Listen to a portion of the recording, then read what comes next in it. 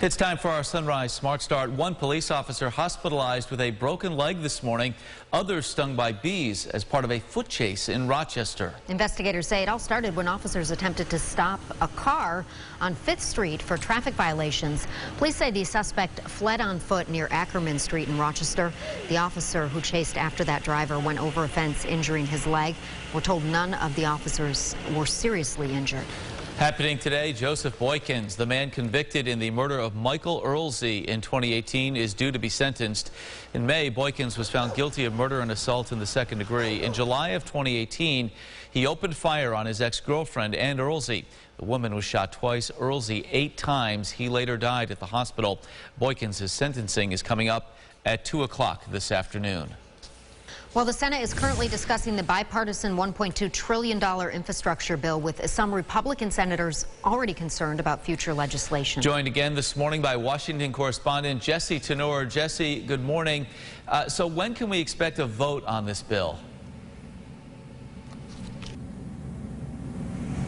Yeah, good morning. So right now, that's kind of the million-dollar question. And so Senate Majority Leader Chuck Schumer has said that he wants final passage of the traditional infrastructure bill by the end of this week. But when you look at the timeline and all of the amendments that have been offered right now, that vote could actually end up happening on Monday or Tuesday. And then, like you mentioned, Republicans are worried about that larger $3.5 trillion bill that would be more of the investment in the human infrastructure side, the social programs, other climate measures, things of that nature. And so because of all of this as well, trying to get both of these passed could be a pretty tight timeline, since senators were supposed to leave for August recess on Monday.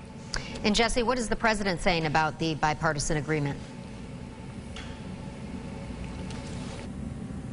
We did hear from White House Press Secretary Jen Psaki yesterday that the president is still expecting both of these, kind of the two tracks that we've been hearing so much about, to move forward as planned, and he is prepared to sign both pieces of legislation. All right, Jesse, thank you so much.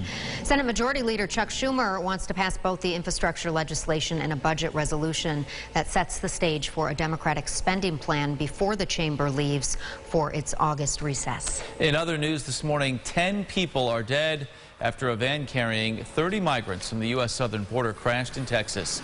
Over a dozen others in critical condition as well. According to witnesses, the van attempted to make a turn at a high speed and then crashed into a utility pole.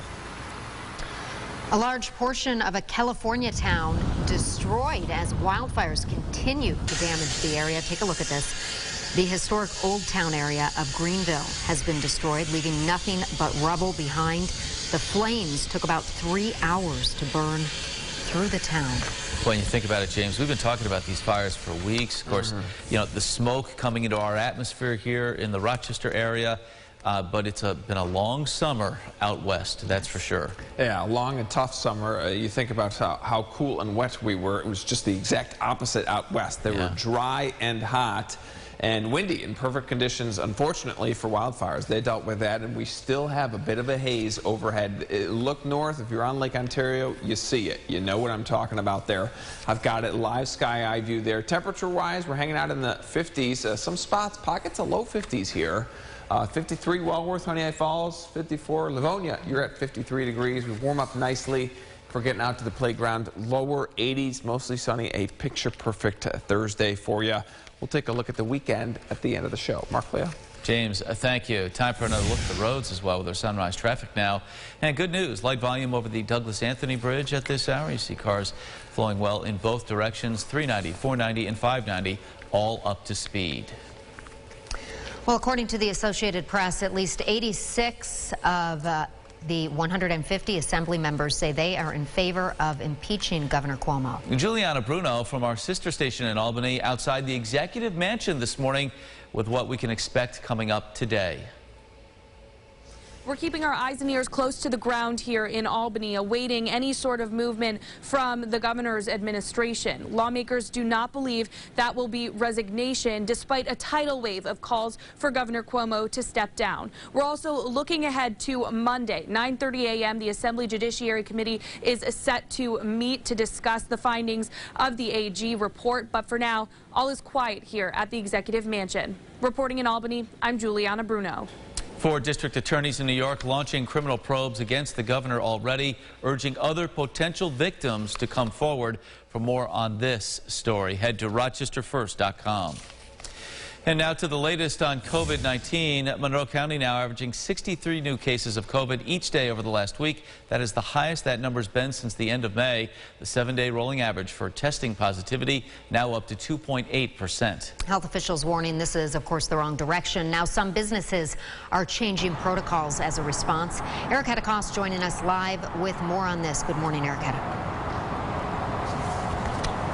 Good morning, Leah. And health officials are stressing the importance of keeping schools and businesses open, and they're urging everyone to do their part to keep any surge under control.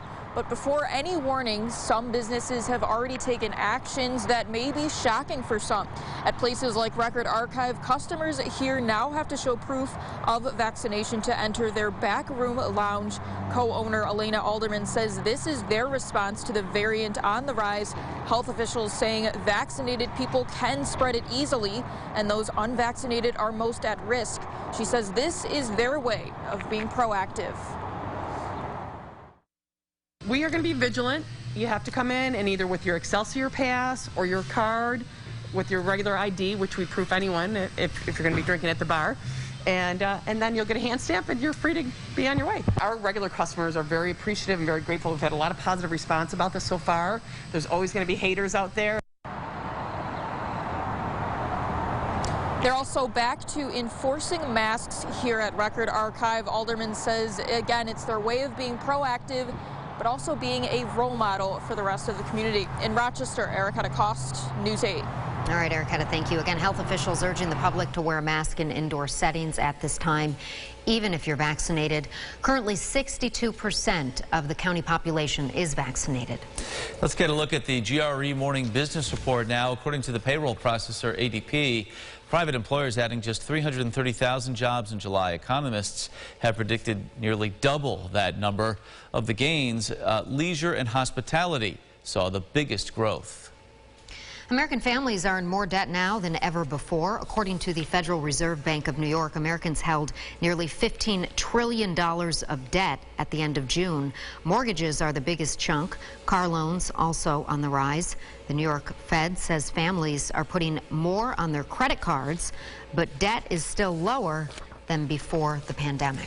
All right, how about this one? A new report showing the impact the coronavirus has had on work-from-home jobs that pay 6-figure salaries. A study by the job search site Ladders shows there are more than 80,000 high-paying remote jobs available right now. Prior to the pandemic, that number was around 7,000. Industries seeing growth include marketing, project management, as well as finance. All right, let's find out what folks are talking about at the water cooler this morning. The NFL returning tonight with the Hall of Fame game. The Pittsburgh Steelers will take on the Dallas Cowboys. The Hall of Fame enshrinement ceremony is coming up this weekend in Canton, Ohio, honoring the class of 2020 and 2021. Notable names being inducted this weekend: Calvin Johnson, Charles Woodson, and Peyton Manning. You might have heard of old Peyton Manning. He's going into the Hall. Awesome. Good for them. Yeah, well, a winning Take 5 ticket was sold at the Webster Wegmans on Empire Boulevard. I think we're supposed to mention that right now. The ticket is worth $44,933. The winning numbers 1, 2, 4, 23, and 25. So check your tickets. There you go. There they are. There's the numbers. It'd be nice to wake up to that news, right? You know? Take 5. That gets your day started the right way. Right. Here's 44 grand. Yeah. Go make it a good one. Yeah, there you go. Why not snag a boat maybe and get out on the water this afternoon? Good suggestion. Should be a gorgeous one there. I don't know if 44K will quite get you that, but maybe a used boat. Well, you certainly could rent one. You could definitely rent can one. find a nice boat for that. Yeah, there you go. Morning commute is looking great. We're starting off in the 50s still for some spots, but we climb nicely into the low 80s, and we hold that number. You know, Last week at this time, if I showed you the 8-day forecast, we had all 70s throughout the week. Not the case. We are bumping up that number, and we hit the 80s. I bet we get to 90 by Monday. So more warm air in the forecast, but we keep on keeping on with the nice weather. It's great to see this stretch. We deserve this sunshine and nice. What do you guys think? Oh, absolutely. Everybody deserves it. We've Yeah, earned no, it. we don't deserve it. Of course we deserve it. Anybody who lives here knows we deserve it. Yeah, there you go. Right. We go through a lot to get to this point. Let's enjoy it. Yeah. All right. Thank you so much. And thank you for watching News 8 at Sunrise. Our next update coming up in a half an hour. CBS This Morning is up next. Have a great day.